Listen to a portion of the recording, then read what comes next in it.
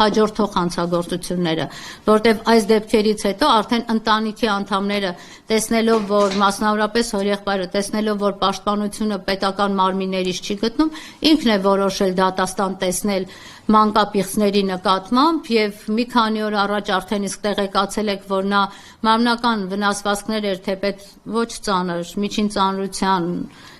որքանով որ ես եմ տեղեկացված, միջին ծանրության վնասվածք էր հասցրել մանկապիղծներից Դավիթ Այնազյանին, այո, կրկին անգամ կրկնում եմ, ինձ թույլ եմ տալիս ասելու մանկապիղծ, որտեվ այն ամենը, ինչը լսել եմ երեխաներից մայիսի 3-ից սկսած, այլ բան ինձ թույլ չեմ տա, այլ կերպ թույլ չեմ տա ինձ, որպեսզի արտահայտվեմ նրանց մասով։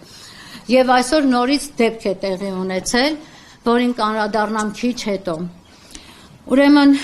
փետրվարի 12-ին հարուցված վարույթով եւ ապրիլի 22-ին հարուցված վարույթներով, այն ինչը որ մենք արձանագրել ենք, մինչև այժմ 3 հոգին էլ մեղադրյալի կարգավիճակ չունեն, նրանք բոլորը վկայի կարգավիճակում են, ընդ որում երեխաներից 17 տարեկան աղջիկը 3 հարցաքննվել է, առերես պնդել է այն ամենը, ինչը որ տեղի էր ունեցել իր հետ